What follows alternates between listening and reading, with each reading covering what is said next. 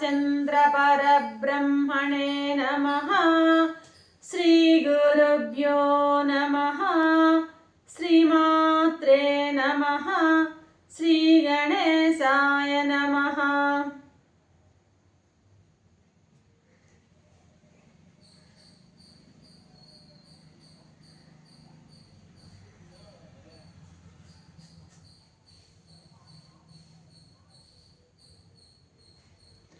ఆత్మబంధువులారా, యోగ వాసిష్టం నిర్వాణ ప్రకరణము 465వ భాగం.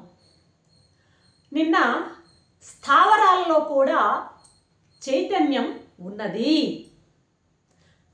అయితే అది మనలాగా ప్రకటితం కావడం లేదు అని నేను మహర్షి బోధించడం జరిగిందనమాట. అయితే ఆ స్థావరాల్లో ఉన్న చైతన్యాన్ని గనక నువ్వు గుర్తించగలిగితే నీకు మోక్షం ఎంతో దూరం లేదు అంటున్నాడు ఇక్కడ వశిష్ఠ మహర్షి. ఈ పాయింట్ చూడండి, స్థావరాలలో కూడా ఉన్న చైతన్యాన్ని నీవు గనక గ్రహించగలిగితే, పట్టుకోగలిగితే, స్థావరాలు జంగమాలు అంతటా ఏకరూపంగా వ్యాపించి ఉన్నటువంటి చైతన్యాన్ని గనక నీవు చూడగలిగిన స్థితికి వచ్చావంటే నువ్వు మోక్షానికి దగ్గరగా ఉన్నట్లెక్క. ఇంకా అంతే.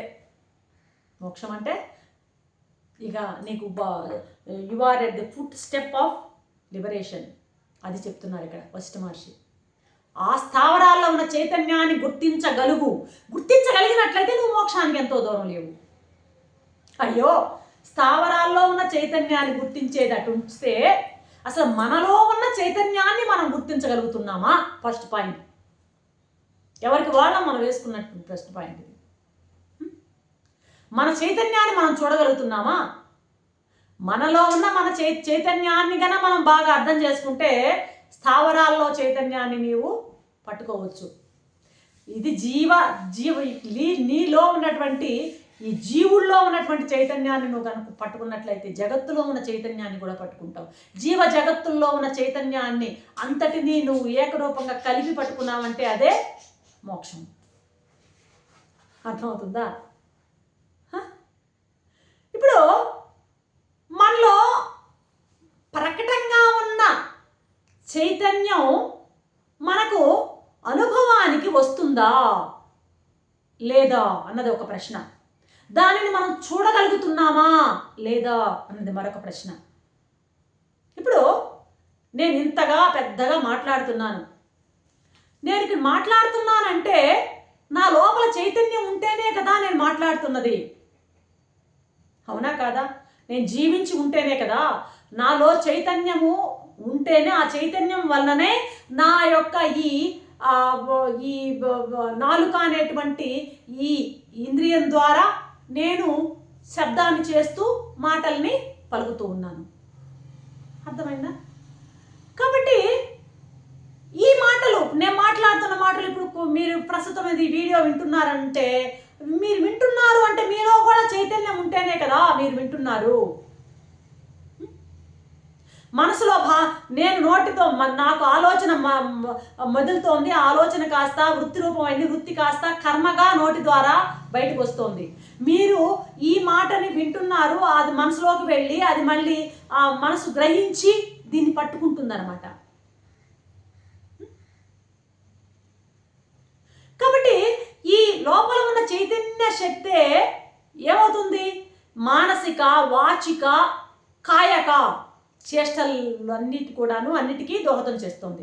లోపల ఉన్న చైతన్య శక్తి ఉంటేనే నేను ఆలోచించగలుగుతాను. నా ఆలోచన వృత్తి అవుతుంది, వృత్తి కాస్త కర్మగా మారుతుంది. మీలో కూడాను ఆ యొక్క చైతన్య శక్తి ఉన్నందువల్లనే ఆ ఇంద్రియం ద్వారా గ్రహించిన దాన్ని మళ్ళీ మనసుకు వెళ్ళడం, మళ్ళీ మనసులో దాని యొక్క అర్థాన్ని తీసుకోవడం, ఆలోచన, మానసిక, వాచిక, కాయక క్రియలన్నీ కూడాను చైతన్యం ఉంటేనే జరుగుతున్నాయి. కాబట్టి ప్రకటన అవుతుంది మనలో. ఈ విధంగా మనలో ఉన్న చైతన్యాన్నే మనము కాస్త అలాగా ఆగి గమనించలేకపోతున్నాము. ఈ మాటలు, ఈ చేతల రూపంలో కనిపిస్తున్నదంతా కూడాను ఏంటి? చైతన్యమే ప్రకటితమవుతుంది. ఈ మాటలు, చేతలు, ఆలోచనలు, వీటికి వెనక ఉన్నది ఎవరు ప్రేరణ చేస్తున్నారు వెనకంటే ఆ నిరాకారమైనటువంటి ఆ చైతన్యమే.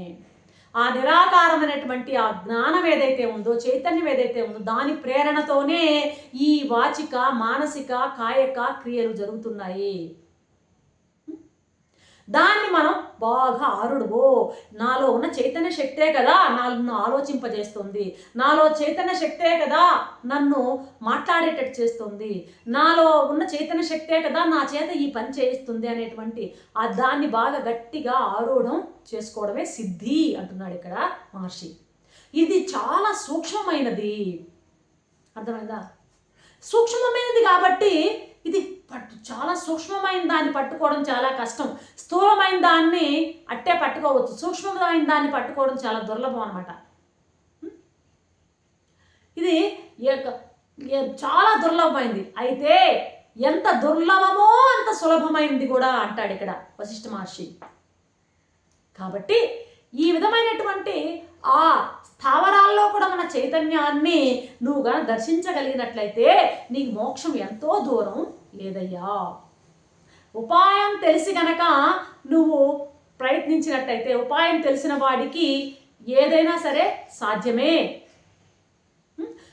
అది తెలుసుకొని వాడికి అది ఎంతో దూరంగా ఉంటుంది. ఏదైనా సరే ఎటువంటి వాడికి దూరంగా ఉంటుంది? ఎటువంటి వాడికి దూరంగా ఉంటుందంటే ఉపాయం తెలియని వాడికి. ఉపాయం తెలియని వాడికి అనే దాన్ని మరి ఇంకొక రకం ఎట్ చెప్తున్నాడు, పుర్యష్టకం స్తుప్తంలో ఉంటుందంట వాడికి. ఏది? ఈ పట్టుకోలేని వాడికి. పుర్యష్టకం అంటే ఏంటి? లింగ శరీరం, మనసు, ప్రాణం. ఈ మనసు ప్రాణం ఎట్లా ఉంటుందంటే వీడికి సుప్తంగా నిద్రపోతూ ఉంటుందట. ఎవడికి? ఈ పట్టుకోలేని వాడికి. అర్థమైందా? ఎటువంటి వాడికి మోక్షం దూరం అన్నాడే అటువంటి వాడి పరిస్థితిలో ఎలా ఉంటుందంటే ఈ పుర్యష్టక లింగ శరీరం, మనసు, ప్రాణం అనేది నిద్రపోతూ ఉంటుందట. ప్రాణం అనేది జడము, అది ఎప్పుడు కూడా ఎలాగో నిద్రపోతూనే ఉంటుంది. ప్రాణం జడ పదార్థం. ప్రాణం, మనసు చైతన్యం. మనసు అయ్యవారు, ప్రాణం అమ్మవారు, క్రియాశక్తి అమ్మవారు, ఆ ప్రాణశక్తి, జ్ఞానశక్తి అయ్యవారు మనస్సు.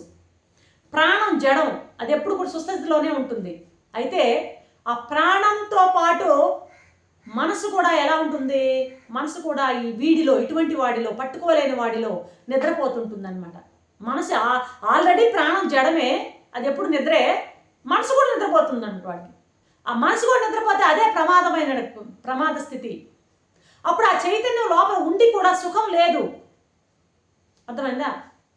కాబట్టి ఆ జడుల్లాగా ఉన్నట్లయితే ఆ చైతన్యంలో ఉపయోగం కూడా లేదు.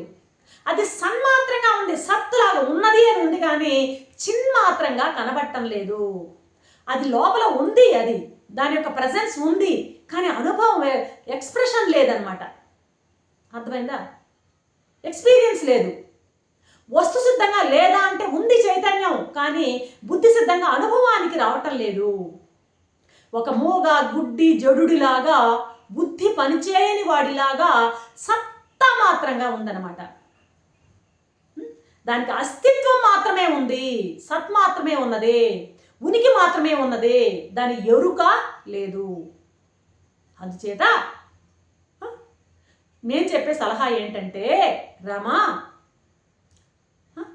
మామూలుగా సత్రూపంగా ఉన్నది అన్నది నిజమే దాంట్లో, కానీ చిత్రూపంగా సర్వం చిత్రూపంగా అది ప్రకటన కావడం లేదు. ఎందుకని? అది ఆల్రెడీ ఆ సత్తు చిత్తుల్ని ఎక్కడి నుంచో తెచ్చిపెట్టుకోవాల్సిన అవసరం లేదు, ప్రాప్తమయ్యే ఉంది. అది నీ స్వరూపం అయ్యే ఉంది లోపల చైతన్యం, కానీ నిద్రపుచ్చుతూ ఉన్నావు అనమాట. కొత్తగా వచ్చి చేరడం లేదు, దాని పాటికి అదే ఉంది. అది ఉండడం వరకు 50% కరెక్టే అది, కానీ అదే మన దగ్గర కానీ అక్కడ లోపం అంతా ఎక్కడుందంటే మన దగ్గరే ఉంది అంటున్నాడు అనమాట వశిష్ఠ మహర్షి. ఆ లోపం ఏమిటి అంటావా? నీ బుద్ధిని బాగా పదును పెట్టుకోవయ్యా, నిద్ర లేపవయ్యా మనస్సుని. నీ బుద్ధి బాగా పదును పెట్టుకుంటే అప్పుడు అది నిద్ర నుంచి లేస్తుంది. నీ బుద్ధి అనేది ప్రమాణమయ్యా, అది ప్రమాణము. ప్రపంచం వచ్చి ప్రమేయము. మనకి ఒకటి అనుభవం కలగాలి అంటే ప్రమాణము, ప్రమేయము రెండూ ఉండాలి, రెండు కొసలు కలవాలి. ఒక కొస ప్రమాణం అనే కొస నీ దగ్గర ఉంది, బుద్ధి ఉంది. రెండవది ప్రపంచంలో ఉంది రెండవ కొస.